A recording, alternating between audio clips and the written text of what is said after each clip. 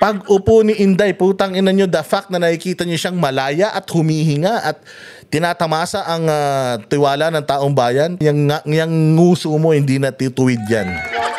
Sigurado ko baka ikamatay mo pa yan. Laughter is not only the best medicine, it is also the best wake-up call. Mabuhay ka. Ha? Laughter is the best wake-up call? Okay lang yan, nag-invento na naman kayo.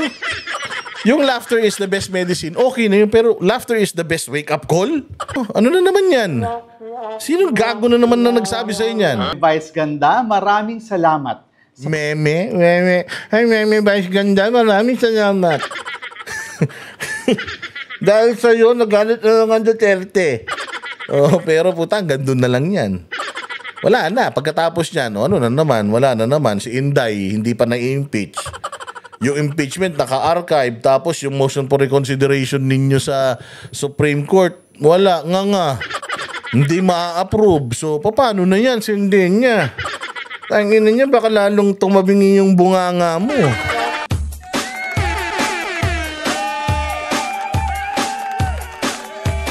Dancing with the beat with DJ Glenn on the mix. Marcos Bangag. Oy. Bangag. Marcos Bangag. Marcos Bangag. Bangag. Magandang araw, mga bossing. Kamusta naman ang buhay-buhay? Bangag. Marcos Bangag. Ito na naman ang inyong pinakapaboritong fake news peddler sa balat ng YouTube, si Boss D. Another day, another uratan session again with yours truly, Boss Dada TV. Ayan. At pasasakitin na naman natin ang mga atay, balumbalunan, kasukasuan, puso at kaluluwa ng lahat ng mga salot sa lipunan, switik, mga kuratong baliling, mga magnanakaw, sindikato, mandurugas, mandurukot, adik, bangag, mambubudol, lahat ng mga swindler, sinungaling at lahat ng mga baklang kupal.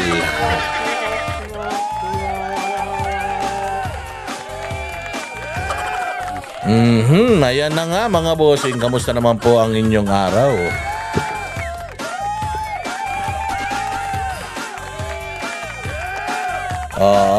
Syempre mga bossing.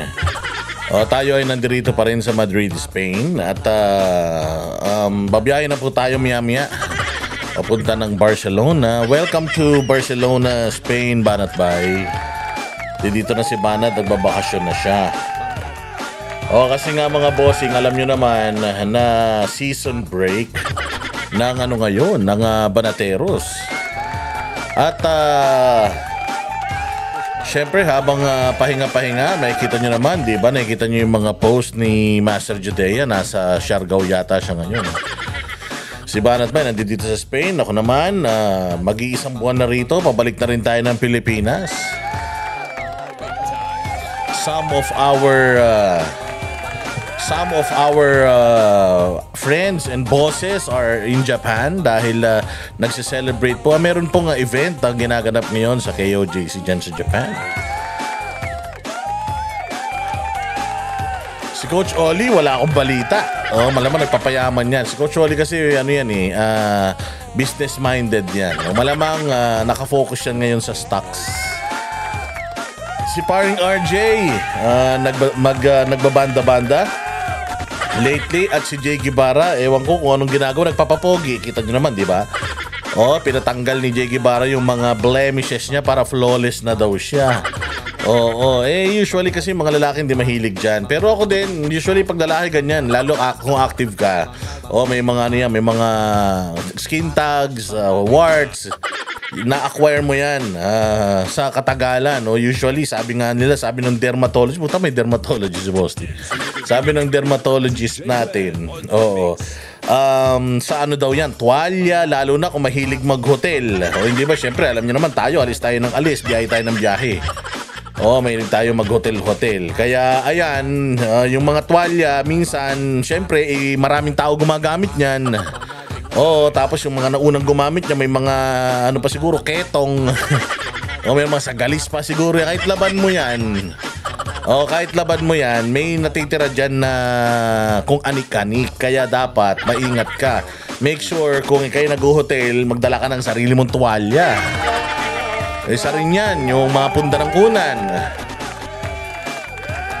Oo, yun yung isa sa mga nagiging dahilan yan. No? Kaya ako, at least every year, nagpapa-cauterize ako. Siguro gusto ni Jay maging pogi katulad ko. Gusto ni Jay maging pogi katulad ko, kaya ganyan. Nagpapapogi-pogi na rin siya. And good thing, mantakin mo. Sabi ko nga sa inyo, dati si Jay Guevara, walang pakialam sa mundo yan, pero ngayon very tawag dyan, vain. So good for you, brother. Ayan, so malapit na nga tayong mag-uwi. Ako, namimiss ko na. Hindi ko masyado na-miss yung Filipino food kasi nung nagpunta tayo sa Dahig, merong Filipino restaurant dyan. Hindi nga lang siya talagang kalasang-kalasang Pilipino, pero nakakain pa rin tayo ng Filipino food. Pansit, importante yan. Tapos when we went to Paris, nung nagpunta tayo ng Paris, yung hinanda ni Anharot sa atin. Yung hinanda ni Anharot sa atin ay galing din sa isang Filipino restaurant. So pansit, Shanghai, barbecue, lechon belly. So hindi ko masyadong na-miss. And then pumunta naman kami ng Germany. Ayan, medyo hindi tayo masyadong nakakain ng Filipino food dyan. But nung nagpunta tayo ng Switzerland, kahit papaano, nakatikim tayo ng sinigang na salmon. Diba? Sosyal. Siyempre, nung pagpunta natin dito sa Spain, ayan na, siyempre nandito yung SND. Yung SND restaurant, yung mga taga Madrid. Yung mga taga Madrid, pumunta po kayo sa SND restaurant dito sa Madrid. Nako po, talagang solid na Pinoy. Nakita nyo, nagpost ako nung nakaraan, merong adobo, pakbet. Talagang as in, parang pag pumikit ka na sa Pilipinas ka lang. Yung lasa, talagang noipi. At saka yung mga ricado, talagang noipi. And meron din tayong pinuntahan dito, yung Christine's. Shout out sa may-ari, yung mag-asawang napakabait na may-ari ng Christine's Bake Shop. Ayan, pinakain po tayo dyan ng halo-halo. Kaya sabi ko nga sa inyo meron pa yung tinapay na ube at saka cheese bread na pag binato mo sa ulo mo talagang mababagok ka. Kasi malaman siya, mabigat siya. Hindi siya katulad ng tinitinda sa mga bakery. So hindi natin masyadong na-miss yung tsaka diyan yun sa Christine's Bake Shop, may mga bibili ka. Parang sari-sari store na siya. Bibili kang mga liver spread, Reno, solid yun mga sardinas ng Pinoy, pansit canton na instant, at saka yung mga paborito nating mga kutkutin, yung mga chippy, ganyan. So punta lang po kayo dyan, hanapin nyo lang Christine's Bake Shop, Madrid. Pero talagang kung kayo naman dito sa Madrid, mga Pilipino o may mga kaibigan kayo na gustong mag-celebrate, gustong mag-aarkila ng kwarto or ng isang diner para sa inyong mga okasyon. Halimbawa, birthday, binyag, kasal, kumpil, o kaya yung paghihiwalay nyo ng jowa nyo, ganyan, yung pagkamatay ng ex mo, ganun. Gusto nyo i-celebrate, hanapin nyo lang po SND. Dito yan sa may sa Filipino, Filipino restaurant yan. Grabe, sarap dyan. Tsaka balita ko, kapag ikaw ay inarkila mo yung event place na yan, libre kantahan na. Mayroon ka ng mga magagaling na mga singer at banda.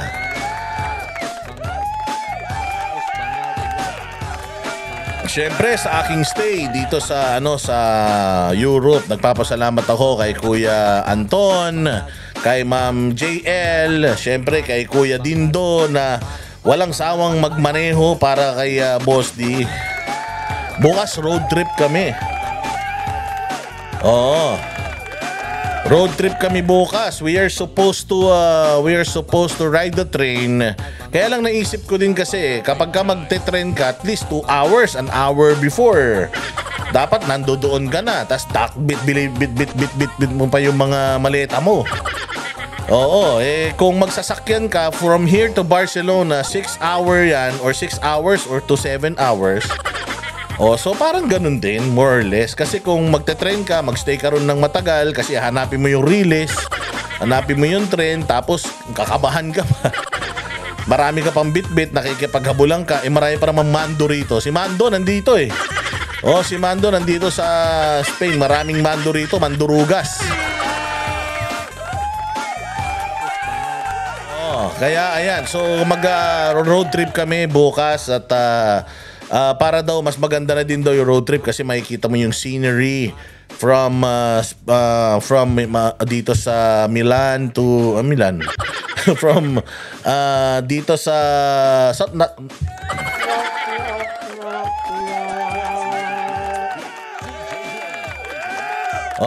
papunta dyan sa Barcelona. Kaya yan, sa Madrid to Barcelona.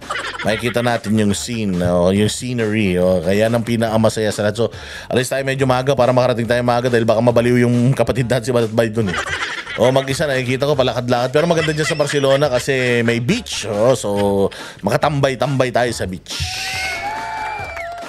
Ayan, so yung mga taga Barcelona, message lang, baka sakali magkatagpo-tagpo tayo dyan. Nasa isang lugar, magkita-kita tayo dyan, kahit na saglit lang, hindi ba? Mamit ninyo si Banatbay, mamit ninyo yung mga malulupit na mga kapatid natin dito sa Seminayo, di masaya yan.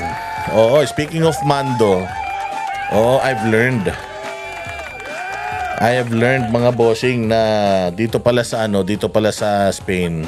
Grabe pala ang actually in the whole of Europe yung speaking of magnanakaw. Kasi sa atin sa Pilipinas mga bossing, kapag may mandurugas, usually hinihila mo yan pa loob ng bahay para doon mo barilin Di ba? O kaya doon mo gulpihin sa loob ng bahay kasi trespassing yan pero dito pala sa Spain at saka sa Europe, yung mga mandurukot, pag nahuli ng pulis, mamaya nandiyan na sa labas. Alam niyo kung bakit? Una, sa Paris daw, pag nanghuli, yung mga nahuli, yung mga mandurukot, yung mga pickpockets, tsaka yung mga holdapper, usually daw, pinalalabas nila kagad kasi nga daw, papakainin pa nila yan. So, dagdag pa sa gastos nila yan. Tapos dito naman daw sa Spain, yung mga mandurugas, pagka hinuli nila, mamaya ilalabas din nila. Kasi nga, medyo dito sa Europe, alanganin na nga sabi ko nga borderline tanga. Yung batas dito na sabi nila, kaya daw nagnanakaw, kaya daw yan hold up kasi gutom. Syempre, parang ninonormalize nila dito yung pandurukot. Kaya parang gina-justify nila. Doon pala nakuha ni Torre, ni Marbil, at saka ni Bongbong Marcos yung sobrang bait nila, sobrang human. I thought hindi siya nag-e-exist. Pero ngayon, naiintindihan ko na. Naiintindihan ko na kung saan ipinapattern ni Marbil, ni Bongbong at saka ni Torre yung sobrang luwag. Kasi dito sa Europe, sobrang luwag, sa sobrang luwag nakakainis. Mantakin mo pagka nabugbog mo yung holdapper. Putya, kasalanan mo pa.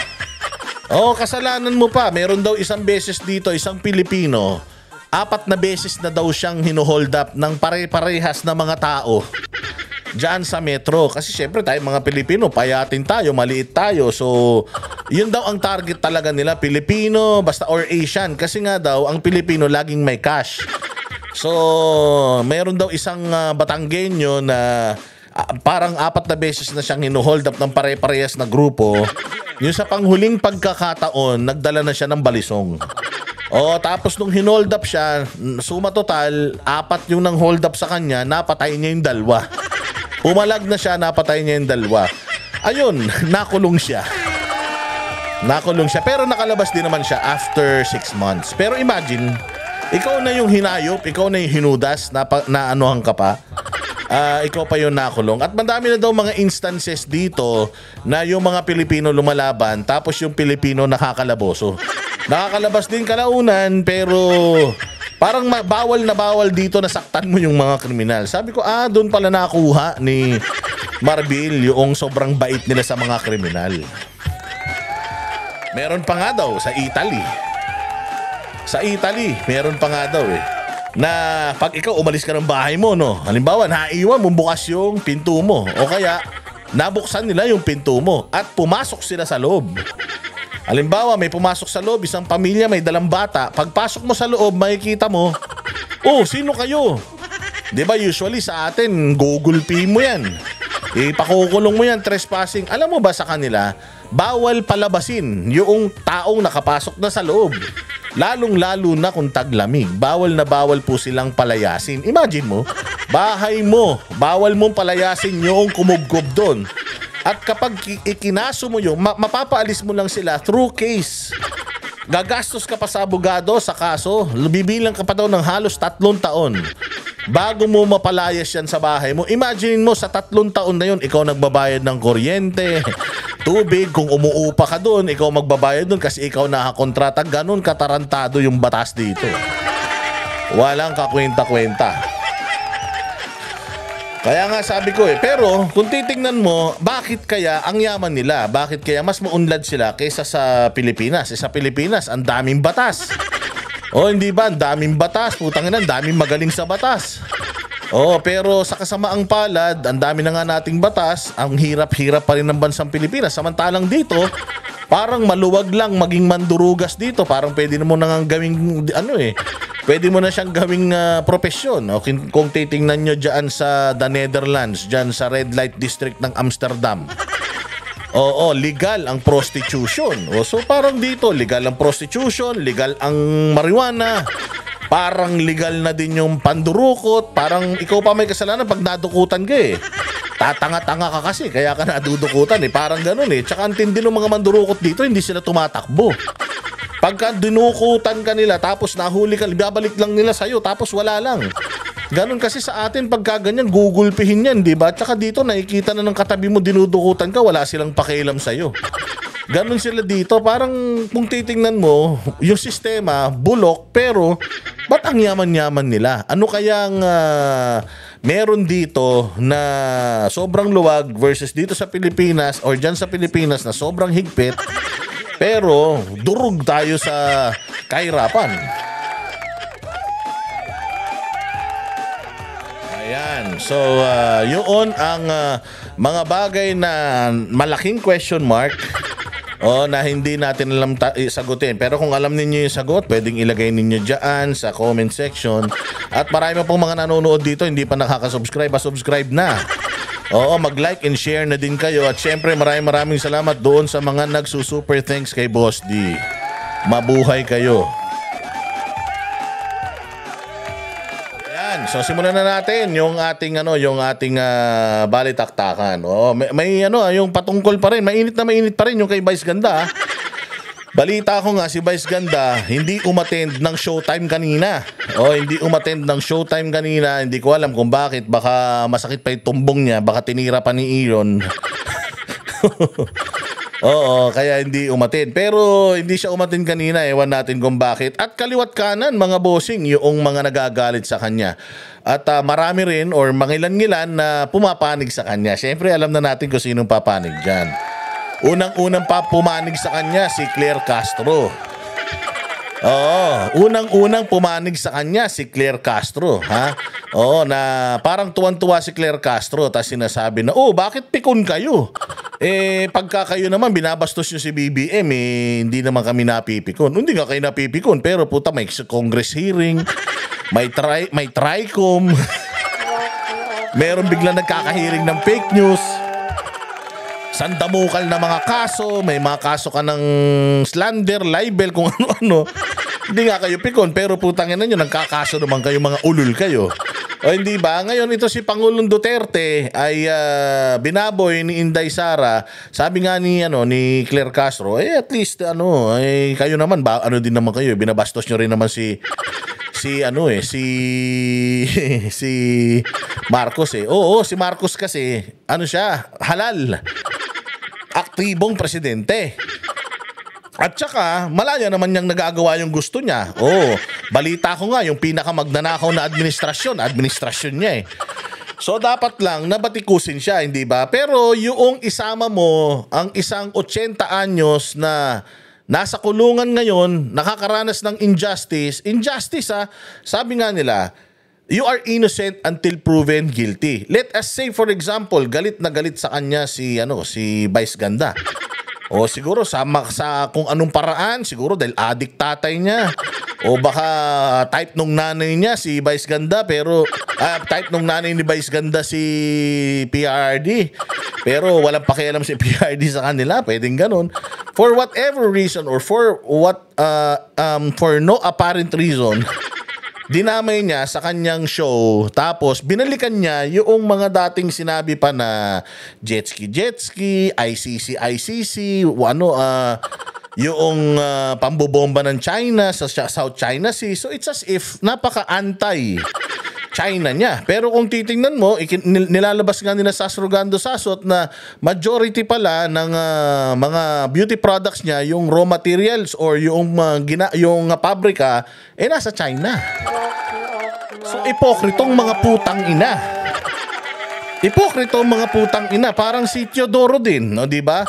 Si Teodoro na di umano may passport ng Maltese para kung matapos yung termino nila, lalayas lang sila.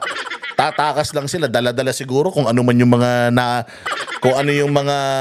nakuha nila habang sila ay nasa kapangyarihan. Meron din siyang business sa China. Parang meron siyang sort of mining business sa China.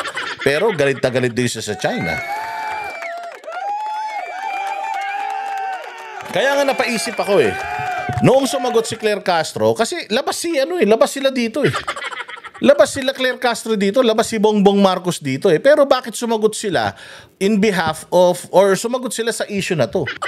Ang daming problema ng Pilipinas pero sinasakyan pati ng Malacanang press corps or ng Malacanang PCO, pati itong issue kay Vice Ganda. Iaway ito ni Vice Ganda at saka ng mga DDS. Ba't nakikialam si Claire Kupal? Diba? O, na-realize ko, putang ina, pakawala nila ito. Oo, pakawala nila ito. Ginawa ito ni Vice Ganda kasi alam niya pag-uusapan at makakatama sila kahit papaano kasi makukurot mo yung damdamin ng mga nagdadalamhati na mga Duterte supporters eh.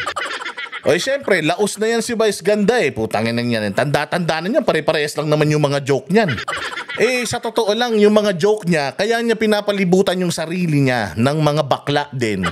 Na mga imbornal katulad niya. Kasi nga, kumukuha siya ng mga jokes doon.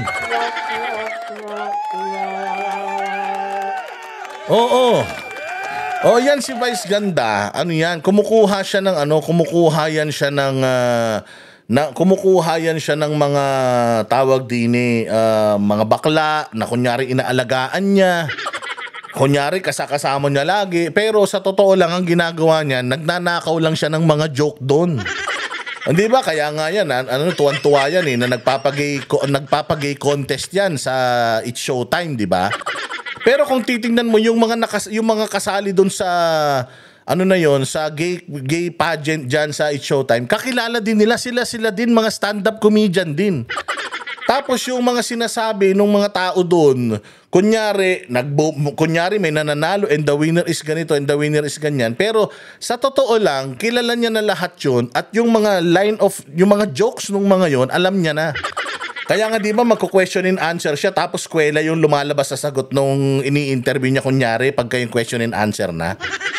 Kasi nga staged yan. Niloloko lang kayo niyan ni Vice Ganda. Hindi totoong mga mga kaganapan nila dyan sa show nila. Lahat yan staged, lahat yan scripted. Sino nakikinabang? Yung mga tao tuwan-tuwa, ang ganda-ganda ng show. Pero hindi nila alam, isa siyang stand-up comedy show. On a daily and a regular basis, di ba? Tingnan ninyo, magko-concert pa yung Kupal. Araw-araw nakikita mo sa It's Showtime kung ano-anong ginagawa. Ganun din naman yung ginagawa dun sa live. Di nga lang siya makapagmura sa It's Showtime. Pero dun sa Araneta Coliseum, makakapagmura siya. Tapos tinan mo, sinong mga imbitado ng putang ina? Imbitado yung mga dilawan tae ng mga senador. O hindi ba? So alam mo, napakawala nila itong putang inang baklang imburnal na ito. Oo. Pakawala talaga nila. So alam mo na baka bayad talaga ito. Oo, kasi tama nga naman. Tama nga naman si Tambaluslos na yung part owner ng ng ABS-CBN, yung DZMM nga daw si na din si si Tambaluslos na din daw yung part owner. So, syempre kung yun ang boss mo, di gagawin mo yung mga bagay na yan. Sabi ko nadamay pa pati si Regine Velasquez pero alam mo ginawa lang nila yon para mapag-usapan yung nilalangaw nilang concert. Nilalangaw talaga. Oo, kasi mura-mura lang naman ang ticket dyan Oo, mura lang naman yung ticket kasi nga wala namang gagong manunood sa puta. Araw-araw mo na napapanood sa TV. Parehas na mukha rin naman yung makikita mo ron. Oo, mas iskandaloso lang naman yung makikita mo doon sa na yan, sa show na yan. Hindi rin naman magaling magpatawa yan. Tingnan niyo yung mga niyan.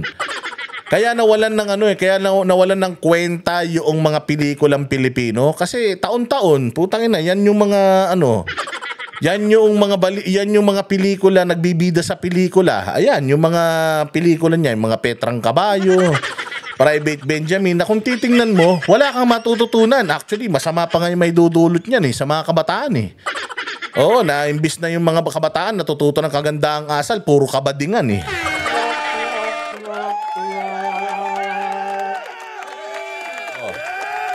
Hindi ba kaya ngayon mga bossing, ito si Harry Roque ay merong mensahe para kay Vice Ganda at nagsalita si Harry Roque kasi alam nyo ba ngayon mga bossing hanggang ngayon mantakin mo simula nung pinadala si Pangulong Duterte sa dahig, wala namang nagbabayad sa mga tao. Yung mga nag-o-organize, mga sila din na mga Pilipino sa the Netherlands. Pumupunta yung mga taga Germany, Switzerland, pumupunta yung mga taga Paris every weekend. Pero every day, may pumupuntang Pilipino dyan sa Duterte Street. Every day yan. Kahit ilan lang sila may pupunta doon in support to Pangulong Duterte. At binuhay ni Pangulong Duterte yung bayanihan. Yung mga nandiyan dyan sa dahig, hindi yan sila magkakakilala. Nagkakilala lang sila nung nagpunta sila dyan sa dahig, nung dinala dyan si Tatay Digong. Naging close friends sila, naging super bonded sila. Kaya hanggang ngayon, yung community dyan, nagkakasundo-sundo, nagdadala ng pagkain, nagdadala ng mga inumin, ulam. Araw-araw nagkakainan sila dyan. Ganon ang dyan. Tapos, ilang buwan na, 5 buwan na rin, simula nung kinidnap si Pangulong Duterte, imagine. Kinidnap yung Pangulo, at saka respeto, Pangulo pa rin naman ito. Kahit na gaano ka nga kagalit sa isang Pangulo, pero ang Pangulo dapat nire-respeto. Ngayon, kung hindi mo kayang irespeto yung Pangulo, yung dating Pangulo, siguro, manahimik ka na lang. Or kasi hindi naman siya political Concert naman yan, hindi naman yan political concert. So bakit isasama mo yung politika sa concert mo? Dahil kung hindi ka gagawa ng iskandalo, hindi manonood yung mga tao sa sa kabalbalan na concert mo. Kaya sa totoo lang, medyo talagang apektado or affected ang mga DDS kasi nga pinaglalaban namin to Mantakin mo ako, layo-layo from the Philippines, pumunta pa ako dito sa Europe just to show my support sa Duterte. Tapos, putang ina, ikaw gagamit-gamitin mo lang diyan sa walang kakwenta-kwenta mong concert, kupal ka. Pinagbayad mo pa yung mga tao para bastusin mo lang ang dating Pangulo. Bakit hindi mo batikusin si Bongbong ngayong putang ina mo? Bakit hindi mo batikusin si Bongbong? Yung flood control projects na ang dami-dami. Ba't hindi mo batikusin ang Congress sa dami-dami ng ninanakaw? Ba't hindi mo batikusin yung mga kapulisan sa ginagawa nila mga kabulastugan, yung dami ng droga ngayon. Bakit hindi yun ang i-joke mo? Bakit ang i-joke mo yung isa sa pinakamadilim na kabanata ng Pilipinas, which is yung pagkidnap kay Pangulong Duterte. Imagine may mga kaso pa yan. Tapos, binabalahura nyo na. Sabay, okay lang naman yan. Sabi ko nga, kung yan ang iyong gustong sabihin, kalayaan sa pagpapahayag, ayos man lang din. Kaya lang, make sure na kapag pumasok kayo dyan, hindi kayo balat sibuyas. Kasi bababuyin namin kayo talaga. Kahit araw-araw, bababuyin namin kayo talaga. Oo, basta wala lang dimandahan, wala lang quadcom, tricom, wala lang misinformation, chorba-chorba ng mga hearing na magaganap, ha? Kasi napakagaling nyo mambuli. Oo, napakagaling nyo mambuli. Pero dapat pagka kayo ang binuli, dapat hindi kayo pikon, ha? Oo, baka mamaya niya maghurumentado yung payatot na boyfriend mo. Oo, baka mag-iiyak yan. Nasaktan yung nasaktan yung damdamin niya na binabanatan kayo ngayon, ha? Although, lagi naman kayo nagbabanatan. Ano kayo tsura nyo pag nagsi-69 kayo?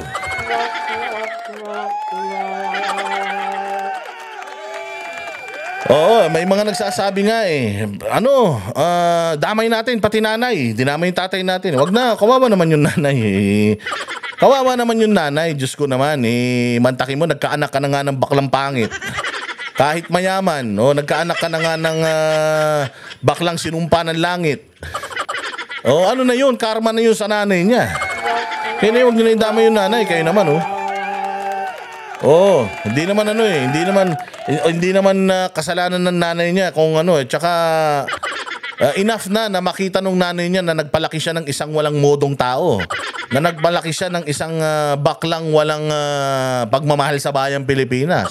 Nagpalaki siya ng isang bakla na konti na lang ang pagkakaiba sa isang kabayo.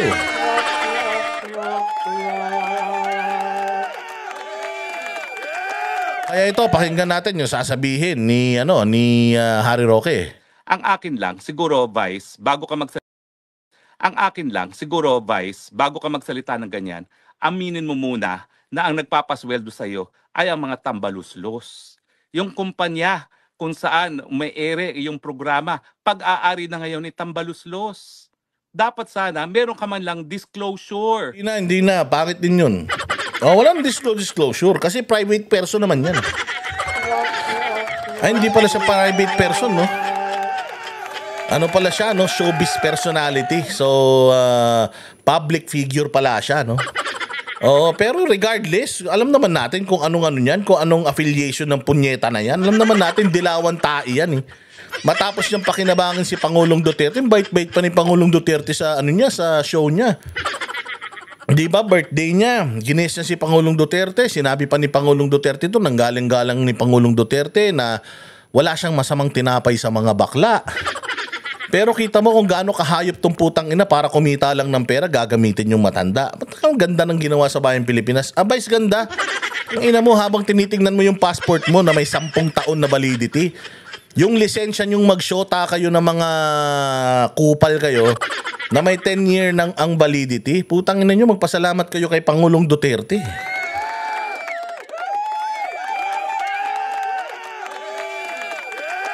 Dahil kahit kailan, hindi malalagpasan nung mga dilawan yung mga kandidato yung mga nagawa ni Pangulong Duterte sa isang termino lang niya. Kaya mag-isip-isip ka bago ka naggagaganyan. Diretso, Harry. Para naman malaman ng taong bayan kung saan ka nanggagaling, kung saan nanggagaling yung mga galit na meron ka laban kay PRRD. Talagang magagalit yan. Magagalit talaga yan. Sabi ko nga sa inyo, sino ba ang mga ayaw kay Pangulong Duterte? Drug lord, addict, kriminal, magnanakaw, palamunin ng magnanakaw. Hindi ba endorser ng yan, endorser ng Pogo yan, ay hindi Pogo, ng online sugal. Hindi ba anong morals ang meron yang punyeta na yan? Kung kulang na nga lang i-endorse yan pati shabu at saka cocaine.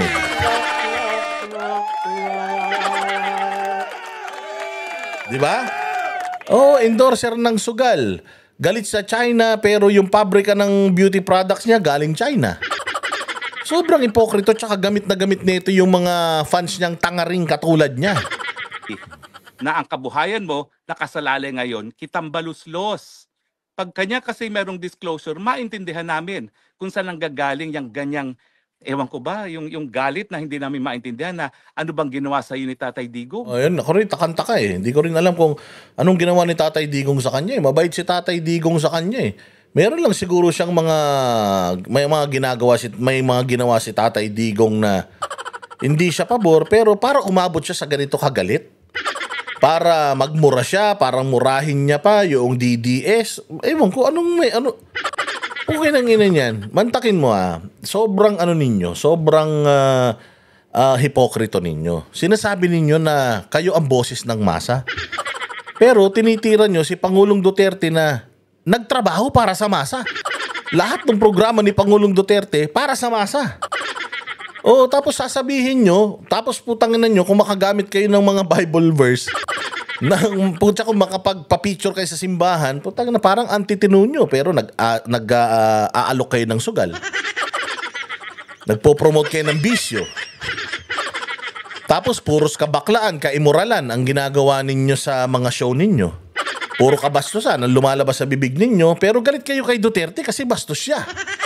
Diba? Galit kayo kay Duterte kasi palamura siya, pero sa mga show ninyo, putang ina, mas malala pa kayo. Hindi ba? Alam yun. So, ano bang kinagagalit mo kay Pangulong Duterte para sabi ko nga hindi naman siguro to komunista. Hindi naman siguro to drug lord. Hindi naman siguro to smuggler. Ewan ko lang mayroon siguro siyang mga deal sa BOC na pumapabor sa kanya. Baka mas maliit ang binabayaran niyang tax ngayon. Oo, kasi kasi bayaran siya ng mga nasa gobyerno, di umano. Di ba? So, yun lang yun pera o personal na galit. Kung may personal na galit, ano yun? So, kung uuriratin mo pa yung personal na galit, wala namang paki sa kanya si Duterte. So, it boils down to one. Pera ang dahilan kung bakit gumaganyan niyang kupal na yan. Naalala namin nung in-interview mo si Tatay Digong nung presidency siya, hangang-hanga ka. Alam ko sa akin, hit na hit mo ako, pero alam ko na naman yun, no? Wala naman akong pakialam sa'yo. No? Pero nung ikaw ay nag-interview kay Tatay Digong, hangang-hanga ka sa kanya, tapos ngayon ko ano-anong sinasabi mo. Di ba? So lahat nagtataka. Kasi syempre di naman natin kilala tong ulol na to, di ba? Di natin kilala kung anong klaseng tao ito. Ngayon, kung titingnan mo, pati sa industriya niya, isinusuka siya. Pati mga kapwa niya artista, isinusuka siya. Pati yung mga ginagamit niyang mga bakla para sa mga show niya, sinusuka siya. Kasi siya lang naman ang kumikita doon sa mga ginagawa nilang skit ng mga bading na kasama niya. Baka pinalalamon niya lang yun, pero itong mga bading na to, somehow, hindi nila alam, nagagamit sila para sa content nitong ulaga na ito, tapos kumikita ng bonggang-bongga, baka barya lang yung napupunta sa kanila. Ia-outing lang sila, bigyan lang siguro sila ng lalaki. Baka okay na sa kanila, pero ang hindi nila alam, limpak-limpak na pera yung kinikita nito sa paggamit doon sa talino ng mga baklang nakapalibot sa kanya. Kasi yun yung ini-expose ni Christopher Min dito. Imagine mo, Christopher Min, marami nakaaway to na mga artista. Pero marami rin kaibigan to ng mga artista. Magtataka ka. Sa industriya nila, kung siya talaga yung pinakatinitingala, dapat sa industriya nila, walang galit sa kanya. Pero ito, tanda-tanda na sa industriya, galit sa kanya. Pakinggan nyo kung ano sasabihin nitong matanda. Rodrigo Duterte, ang kanyang pinaglaruan sa kanyang konserto. Pati ang sitting president, si PBBM, ay talaga naman pong pinaglaruan din. Di ba? Paglalaruan mo si Pangulong Duterte, pati daw si BBM pinaglaruan. Pati si Marcoleta pinaglaruan. Akala mo putang ina nakakaangat siya sa mga yun. Sabagay, tayo rin naman.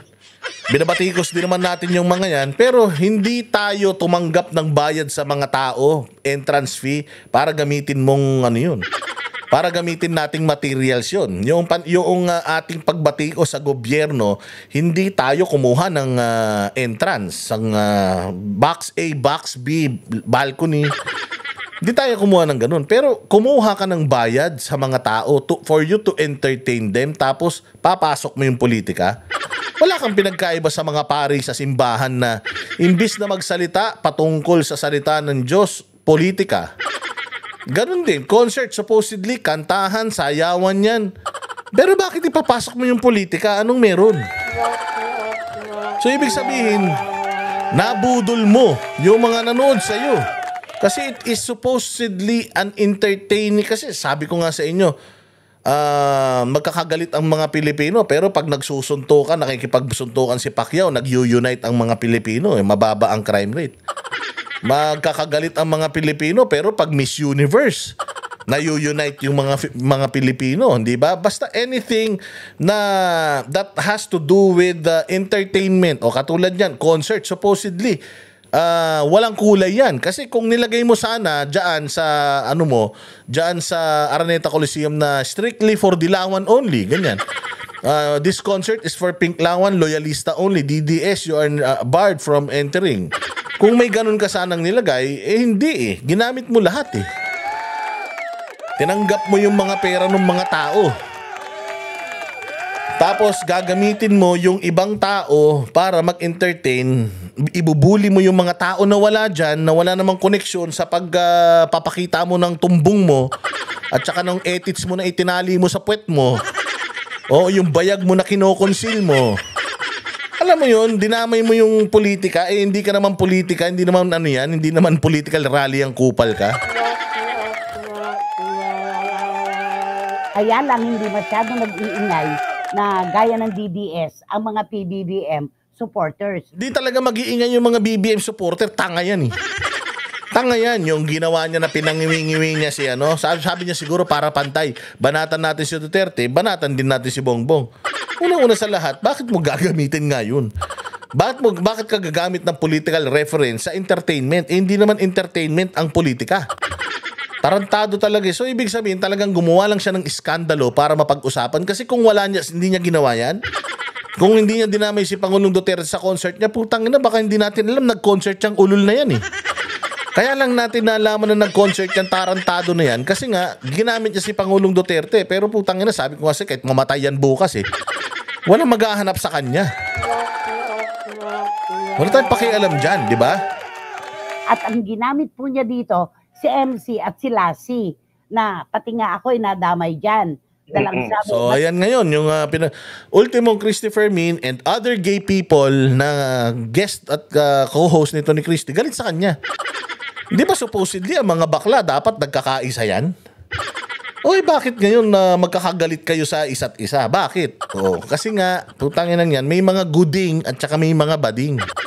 Yung guding, sabi nga ni Sir Jack Argota, yung guding, yun yung mga maayos na mga bakla at may mga bading na hindi maayos. Katulad nitong bading na to. Utang ina mo kaya, no? Tingnan mo naman yung mukha, di ba? Okay nang kinikilig pa siya. Tuwan-tuwa siya na ginawa ni Vice Ganda yun kay Pangulong Duterte. Kaya nga sabi ko sa inyo sino yung mga nagtanggol kay Vice Ganda? Una, si Claire Castro, taga-administrasyon. So alam mo, wala ng administrasyon. Sino pa ang nagbubunyi? Mga komunista, mga makakaliwa, mga aligned sa NPA. Katulad nito, ito lang yung aligned sa NPA na disaligned yung nguso. Kilig na kilig siya mga bossing. Tuwan-tuwa siya, at least nakasuntok siya sa mga Duterte. Sa pamamagitan ni Vice Ganda, feeling niya, nakadamage sila. Tangina niyan. Sabi ko nga the fact na nakita ko nagsalita si Claire, sabi ko, alam na this. Talagang si Vice Ganda, ABS-CBN, and kung nasan man siya ngayon, GMA Kapuso, talagang propagandista na ng administrasyon laban sa mga Duterte. Duterte talaga kalaban. Tingnan nyo pakinggan nyo, kilig na kilig. Congressman to di ba nagagalit sila kay Amy Marcos. Nagagalit sila kay Amy Marcos, inaasal ni Amy Marcos nung nag-privilege speech, pero ito, tinan mo. Tuwan-tuwa sa ginawa ni Vice Ganda. Syempre nga naman, yung mga pangit na bakla, magkakaibigan yan. Baka nga nag-orgy pa mga yan yung mga baklita na yan. Ngayon, ito, pakinggan niyo sasabihin, talagang kilig na kilig si Ating. Speaking truth to power, is most potent when it makes people laugh. Ibig sabihin, tagos na tagos at tusok na tusok. Di rin? Hindi rin. Binigyan nyo lang kami ng content. Kasi sa totoo lang, Percy Sendenya, hindi na magbabago ang pagtingin ng mga Pilipino kay Pangulong Duterte kahit anong ibato ninyo. Katulad din ng ngiwi mo, hindi na yan magbabago. Oo, kahit na anong gawin mo, galit na tao sa inyo, nakangiwi pa yung nguso mo. Pero ang mga Duterte, simula nung 2016 hanggang ngayon, hanggang sa mga susunod na taon, mamamayagpag pa rin ang mga Duterte. So, hindi naman siguro araw-araw magko-concert si Vice Ganda para makatama siya at makatagos siya. Hindi, pero yung araw-araw na nakikita nyo si Inday Sara paikot-ikot sa mga Filipino community at tinatangkilik siya, yung araw-araw na nakikita nyo sa mga vlog namin na may tao sa Duterte Street at ngayon nagdadasal sila para sa magandang health niya at weather niya matapos niya itong pagsubok na ito, yun yung tagos na tagos sa inyo. Tapos, ano pa yung impeachment? Na-archive pa yung impeachment. Tapos, wala nang lulusot na mga panukala na alanganin yung mga congressman. Tapos yung mga congressman nyo kasama pa sa flood control project, inilabas na ni Bongbong yung mga kumpanya. Makikita na ngayon yung mga connection, yung mga kapatid, tatay, nanay na may-ari ng mga kumpanya na yung mga anak nasa Congress. So wala na. Hanggang skip na lang kayo. Hanggang sa mga patama na lang kayo ni Vice Ganda. Imagine ninyo, dahil hindi na kayo epektibo, gumamit pa kayo ng baklang kupal para lang matamaan si Pangulong Duterte. Sa totoo lang, si Duterte naman, tanggap niya na nga yung fate niya dyan sa sahig, sabi nga niya, okay na ako matanda na rin naman ako, pwede na akong mamatay. Isi-celebrate ng tao yan, pero tangina nyo kayo. At saka yung pinaglalaban nyo, mula noong dekada 70 hanggang ngayon, yung isinisigaw ng mga aktivista, wala. Hindi pa rin naririnig at hindi kailanman maisa sa katuparan na komunismo ang magiging gobyerno sa Pilipinas. Never. At unti-unti, tandaan mo to. Sendenya Percy, tandaan mo to. Mananalo si Inday Sara sa 2028. Putang ina ng mga kaibigan mo NPA. Uubusin kayo ni Inday. Oo. Ubus kayo kay Inday, putang ina ninyo. Kaya magsaya na kayo ngayon. Araw-araw pag-concertin ninyo si Vice Ganda para makatama kayo sa mga Duterte. Kasi hanggang joke na lang kayo. Imagine, Duterte 2016, ganyan na, ginaganyan nyo na. Ginagawa nyo na ng mga meme, kung ano-ano, ginagawa nyo ng mga fake news, video, pero napatumba nyo mga Duterte? Hindi. At never nyong mapatutumba ang mga Duterte. Bakit? 33 million lang naman na Pilipino ang nag-aantay na maibalik ang isang Duterte sa gobyerno dahil nadala na tayo. Tatanga-tanga yung presidente natin ngayon Pag upo ni Inday, putang ina nyo, the fact na nakikita nyo siyang malaya at humihinga at tinatamasa ang tiwala ng taong bayan, putang ina, yung nguso mo, hindi na tituwid yan. Sigurado ako, baka ikamatay mo pa yan. Laughter is not only the best medicine, it is also the best wake-up call.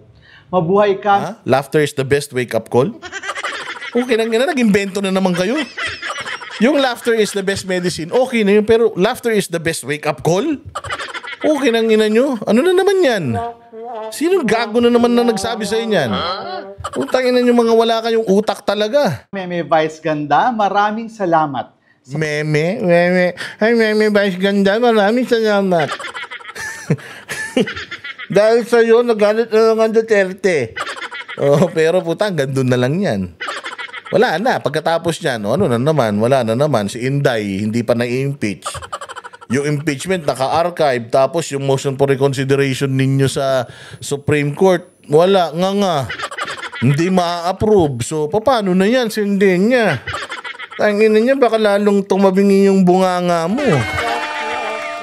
Pagpapatawa ng may pagmumulat at panindigan. At kung sakali persona non grata ka, carry lang yan. Dahil sa aming puso, Meme Vice, ikaw ay persona. So, personang bonggang-bongga daw si Vice Ganda sa puso ng mga komunista. So, alam na natin. Si Vice Ganda, pakawala ng gobyerno. Si Vice Ganda, propagandista, anti-Duterte, at saka komunista. Pwede ba yun? Pwede na ba natin sabihin yun? Oo, di ba? Pwede na ba yun? Oh, kasi kita nyo naman, sineselebrate siya ng mga nagmamahal sa kanya na mga makakaliwa. Yan. So, Vice Ganda, by the way, yung mga magulang ng nirecruit ng mga puki ng inanto, yung mga magulang ng mga nirecruit ng mga hayop na ito na umakyat sa bundok at nangamatay.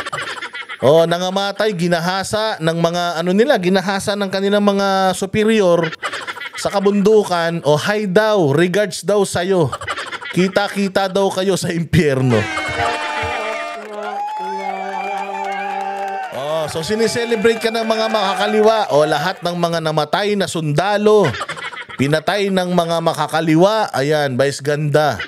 Hi daw, sabi ng mga naulila nilang mga anak at mga asawa. At Vice Ganda, hi daw sa mga sa mga magulang na umasa na yung mga nag-iisang mga anak nila, imbis na mag-aral, nag-armas. At na-recruit hanggang ngayon hindi pa nakikita.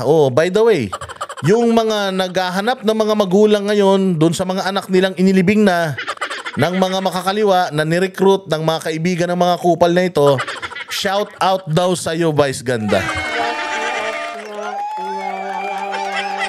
Shout out. Sana ay masaya ka sa iyong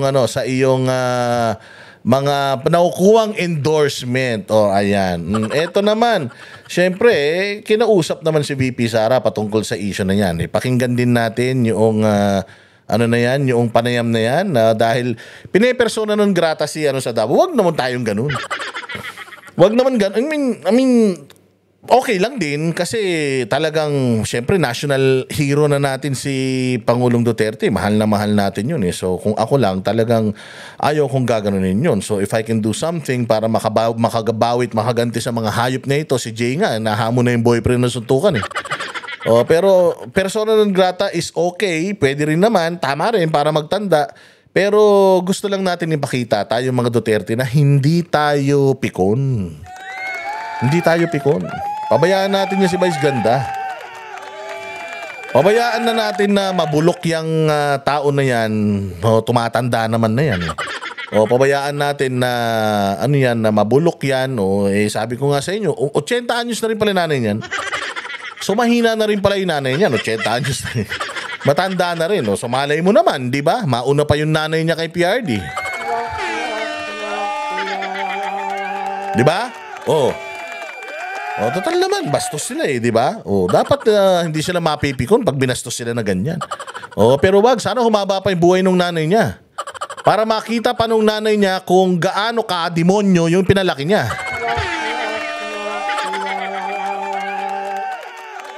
Para makita nung nanay niya kung gaano pa karaming mga batang bakla ang may impluwensya nung nanay niya. Hindi ba? Tama lang yan. Okay lang yan. Bayaan lang natin yan. Ito si Inday Sara. Patungkol dyan sa mga issues ngayon na ibinabato sa kanya. VP, mayang hapon, hati kadayawan. Ma'am, unang-una, how was the experience? Ma'am, kay karon special because we also have friends from China and Malaysia. Kumusta nga to ang tribal village tour po? Yes, Tingnan mo, di ba? Ang ganda-ganda ni Inday. Tapos si Cindy niya, ganun, nakangiwi. Every time na makikita mo si Inday Sara na ini-interview na ganyan, na tinatangkilik ng taong bayan, sineselebrate ng mga Pilipino, putang na si Sendenya, ewan ko sa hayop na yun. Singiwi, sigurado ako masakit na masakit sa puso niya yan. Kaya isang beses, isang gabi, bigyan na natin sa kanila, nakasugat sila ng konti sa emosyon. Pero hanggang dun lang sila, hindi naman nila kayang sirain. Hindi naman kayang sirain ng isang vice ganda yung lahat ng mga nagawa ni Pangulong Duterte. Very emotional lang tayo ngayon kasi nga, si PRD yan eh. Tsaka si PRD nakakulong ngayon eh. Pero sports naman tayo. Tumatanggap naman tayo ng mga ganyan. Basta asaran lang. Tapos walang demandahan ha. Walang reklamuhan. Basta marunong kayong mangupal, pag kinupal kayo, dapat matigas din ang mukha nyo. Ganun lang yun. Walang problema yan sa amin. Kahit araw-arawin yung tawaging mangkanor si Pangulong Duterte, baliwala yan sa mga naniniwala na ang mga Duterte ang pinakamagaling na naging mga politiko sa Pilipinas. Hindi nyo kayang baliin yan. Masaya ang tour natin ng Tribal Village dito sa Magsaysay Park sa Davao City. At masaya kong naulit yung pagbisita sa ating mga iba't ibang tribo kasama ang kanilang mga deputy mayors at kasama ang mga kapatid natin sa Indigenous Peoples Tribes at ating mga Moro tribes. Kaya this is a... Parang sinasabi na ni Inday, no, na ang mga Moro, ang mga ganitong tribe, Manobo, Bilaan, mahal ako nila. Kayo, mahal kaya nila? Excuse me po, pagdating pa ng ang masakla pa nito, pagdating ng 2025, magfa-file ulit ng impeachment yung mga yan. Hindi na yan katulad nung una. Kasi nung una, nagpirma sila di ba? Nagdelikado sila. So I'm pretty sure, hindi na pipirma yung majority ng congressman dyan. Bakit? Tangin naman nanalo na si Inday Sara sa 2028 di ba? So imaginein mo, binigyan mo si Inday Sara ng isang pirma mo noong 2024 para ma-impeach siya ngayon. Hindi, in 2025. In-impeach nyo si VP Sara 2025, pumirma kayo, kinakabahan kayo ngayon. Kasi hindi na-impeach si VP Sara tapos magkakaroon ng panibagong impeachment, pipirma ka ulit. Tangina, 2 beses mong hahayupin si Inday. Ano sa tingin mo gagawin sa inyo kapag naging presidente na siya? Hindi ba? So, putang ina, yari kayo dyan. Sabi ko nga sa inyo, kahit na mag-file kayo ulit next year, hindi na magfa-fly yan. Marami sa mga congressman, next year, itatama na nila yung pagkakamali nila. At tulad ni Frasco, di ba? Pumirma siya, pero ngayon, naging kalaban na siya ng kabila. At marami pang ibang susunod na babaliktad dyan. Kasi nga, kung hindi sila maiimbestigahan yung corruption nila ngayon, pretty sure sa 2028, maiimbestigahan lahat yan. Maiimbestigahan lahat yan. At pag nangyari yun, putregs yan, makikita ni VP Sara yung unang pumirma sa kanya. Tingnan mo nga ilan dun sa unang pumirma, yung pumirma ulit sa pangalawang pagkakataon.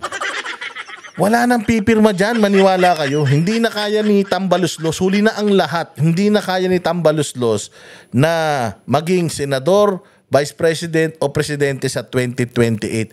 Hindi niya na kaya. Kaya makikita na rin ng mga congressman ngayon na malakas na lang kayo sa House. Pero hindi nyo nakakampi ang Senado. Maaring kakampi nyo pa ang presidente pero walang makakarating sa presidente kung ibibinbin lahat ng Senado, lahat ng mga kabulbalan nyo. So makikita ng mga congressman na mailalagay yung mga congressman sa tamang posisyon nila at lahat ng mga yan, unti-unti na sisip-sip na yan sa mga Duterte ulit. Kaya lang naman kayo dumami ngayon eh. Lahat naman ng mga nasa kampo nyo ngayon, Duterte naman lahat yan eh. Duterte lahat yan noon. Duterte ulit yung mananalo ngayon. Ano sa tingin yung gagawin? Bumaliktad nga sila. Pumanig sila kay Bongbong eh. Ano sa tingin yung gagawin? Lahat sila awayin si VP Sara. Si VP Sara na yung pinakamakapangyarihan. At kung hindi na-impeach si VP Sara ngayon, hindi niya siya mai-impeach sa pagka-presidente na siya. At Inday Sara will not commit the same mistakes na ginawa ng tatay niya. Yun ang, alam mo, mayroong malaking ginawang mali si Tatay Digong eh. Hindi siya nag-focus masyado sa mga magnanakaw na mga politiko. Nag-focus siya sa mga ahensya ng gobyerno, nag-focus siya sa corruption sa ground, nag-focus siya sa pag-ayos ng Pilipinas. Pero yung mga magnanakaw talaga sa Congress, hindi siya nakapag-focus eh. So si Inday Sara ang magfo-focus dun. Showcase of the traditional houses of the indigenous peoples tribes and Muslim tribes of Davao City, and we shared it with our friends from the diplomatic community, particularly Malaysia and China. Alright. Now let's accept questions. First, Sir Arjun, Ma'am, GMA. Kadayawan. Other topic lang po, ma'am. Ma'am, now that dineclare na ng SC na unconstitutional ang articles of impeachment at in-archive na din ng Senado po ang impeachment complaint, sa anong paraan na lang daw po ninyo ma-explain sa public itong alleged, ma'am, na misuse ng confidential funds? Kung may kaso, sa tamang forum, mag-explain kami. Nagsabi kami noong nag-file sila ng articles of impeachment nila na ready ang defense team para sumagot sa accusations ng prosecutors ng House of Representatives. Noong umakyat sa Supreme Court, yung kaso, lahat ng hiningi ng Supreme Court ay ibinigay namin. Doon sa mga tamang forum at sa tamang venue, nagbibigay kami. Alam mo kung ibibenta natin sa ibang lahi, yung narrative nila na magnanakaw si BP, wala maniniwala na foreigner. Bakit? Tingnan mo, ano hikaw?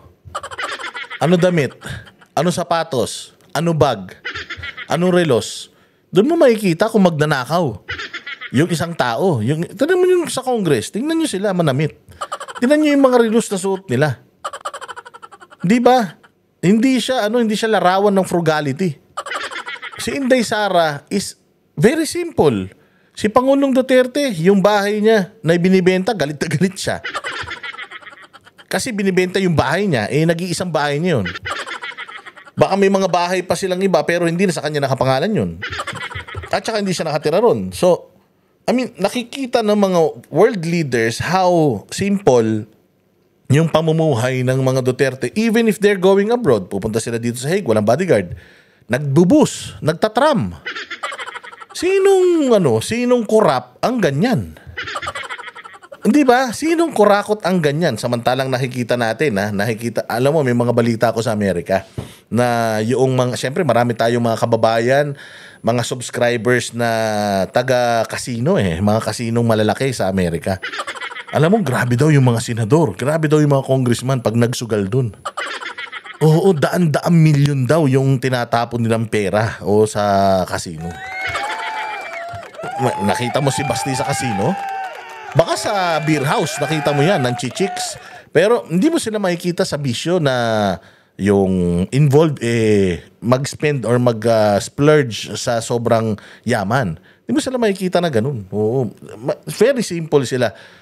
Ang hirap sabihin na nagnakaw yung isang tao, walang helicopter, walang sports car, walang bulletproof na Escalade.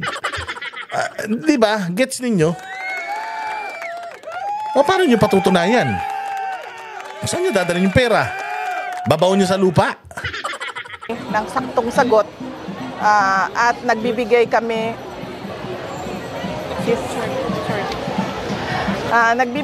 ng saktong sagot at nagbibigay kami ng explanation ng mga accusations. Pero hindi pwede na moro-moro na kung saan lang nagbibigay ng akusasyon at kung saan o kung kailan lang nila gusto mag-akusa ng tao. Ma'am, one last po. Kay FPR, regarding po din sa confirmation of charges, how is Attorney Kaufman handling the case po, ma'am? I think it's best if you ask Attorney Kaufman. Ang pagkakaalam ko, nagbibigay naman siya ng mga media interviews at sumasagot naman siya sa mga questions. Hindi kasi ako pwedeng mag-explain. Gets nyo. Si Inday Sara, hindi siya pwede mag-explain tungkol sa kaso. Si Inday Sara, hindi siya pwede mag-explain tungkol sa mga decisions ni Kaufman. But read between the lines. Ang amo ni Kaufman, si Inday Sara at si Pangulong Duterte. So, Kaufman can never or will never act on his own. Kailangan lahat ng gagawin niya ay isasabihin o itato kung may suggestion siya, ilelay niya yon sa mga principal niya, which is Inday tsaka si Pangulo. But when it comes to talking about the case, there's only one person who's allowed to do it. Siya lang. Pero lahat ng sasabihin ni Kaufman, definitely, nasabi niya na muna sa principal niya bago niya bitawan sa media. So kayo na magbasa. Para kay Attorney Kaufman, no, sa kanyang mga preparations at mga ginagawa sa case ni former President Duterte sa ICC. Pero yung trust and confidence ko kay Attorney Kaufman, nandun pa rin po. Of course, yes. Yung trust and confidence nyo kay Kaufman, nandun pa din ba? Yes, of course. Siya pa abogado eh. Kung hindi na ako kumpiyansa sa kanya, hindi na siya abogado. So, yung trust and confidence niya kay Kaufman, ano pa din, intact. Oh, so gets nyo na. Kahit ano pang sabihin nyo tungkol kay Kaufman, yung kumpiyansa ni Inday, and at the end of the day, yung kumpiyansa ni Inday sa kanya is full pa, wala siyang paki sa opinion nyo. Wala siyang paki kung lahat ng Pilipino magalit sa kanya kay Kaufman. Wala siyang paki, hindi man siya Pinoy. Hindi man siya vlogger, hindi naman siya public figure. Siya ay isang abogado. Makakasama sa kanyang reputasyon kung matatalo yung kaso niya. Siyempre, high profile ito eh. I am pretty sure na ginagawa ni Kaufman lahat ng kanyang makakaya para manalo tayo sa kaso na yan. Palagay ko, at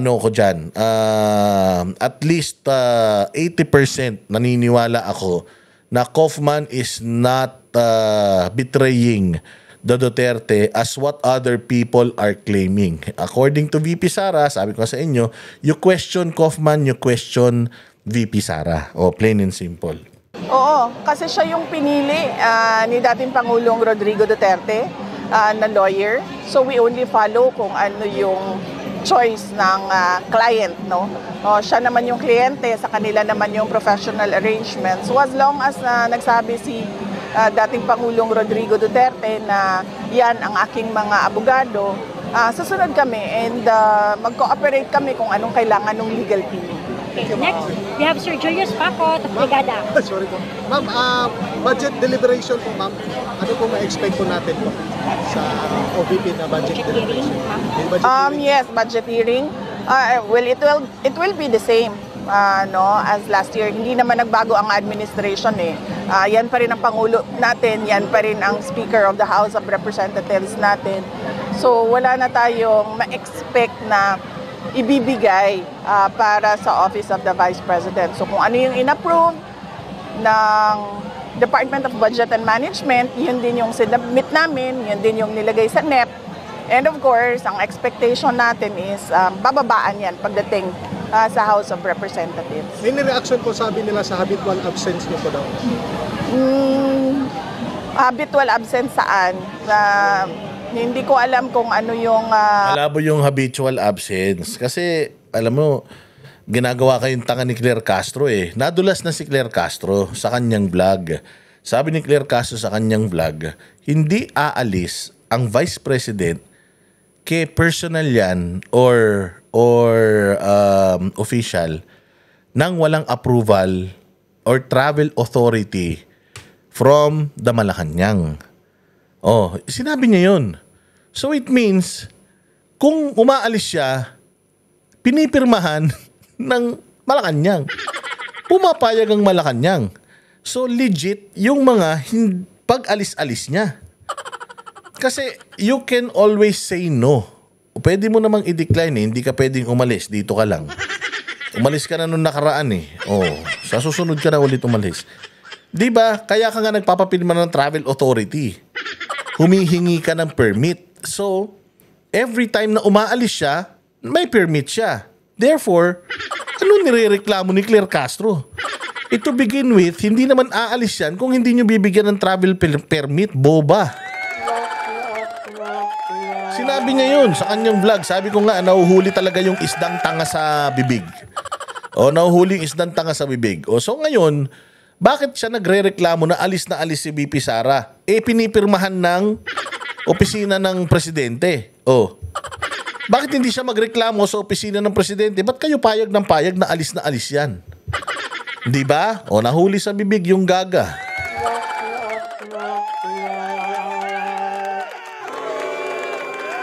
Oh, so kasi sabi niya nga kung umalis siya, pumunta siya ng Kuwait, wala kaming travel authority na nare-receive. So, hindi namin alam. Kung umalis siya, wala siyang travel authority, ano yan? Bawal yun. So, ibig sabihin, lahat ng alis ni VP Sara, pirmado ng Malacanang. Kasi ganito yan. Oh, halimbawa ako, pag pumunta ako ng airport, sa immigration natin, screening, tinatanong yan, are you a government official? Are you a government employee? Kasi kapag taga-gobyerno ka, magpapakita ka ng travel authority. Hindi ka makakalabas ng immigration natin nung wala kang travel authority. Oh, so, nakakalabas ng bansa si Vice President Inday Sara, meaning, may mga travel authority siya at ang signatory ng travel authority niya si Bersamin. Ano nirereklamo mo, Claire? Sa mga pag-alis-alis niya. Pinagsasabi nila na habitual absence. As I said, ito na naman yung style ng mga tao na anti-Duterte na nagbibigay lang ng akusasyon kung saan-saan at wala namang basihan, walang ebidensya at hindi nila na lang sinasubmit o itinataas sa tamang forum or sa tamang venue yung kanilang mga akusasyon. Alam nyo, ang akusasyon na walang basihan ay isang paninira lamang. Ganyan ang lagi nilang ginagawa. Thank you. Yan ang ginagawa ni Claire Castro. Oo, gagawin tanga yung mga Pilipino, parang pasyal ng pasyal si Inday Sara, pero payag naman sila ng payag, pirma naman sila ng pirma. Okay nang inan itong mga to gagawin nyo pantanga mga Pilipino, hindi tanga mga DDS. Uy. Ma'am, we have one question from Ms. Ruth Palo, ma'am. Baris, ano po yung maitulong ng OVP sa mga tribal? Upkeep, pwede kami magnegosyo, ay pwedeng Isa ka guys, house speaker na bisag i-archive na, bisag wala na na-invite na, still, di ka po atong siya closer for consideration and mura pa siya di still nagaon sa daw? Si speaker na mura tigit threaten ang Supreme Board na kung dili he will not take action sa MR, si Kamupuntis pwede po ma-impeach. What's your take on that? Well, I cannot comment, no, because I've not seen the speech.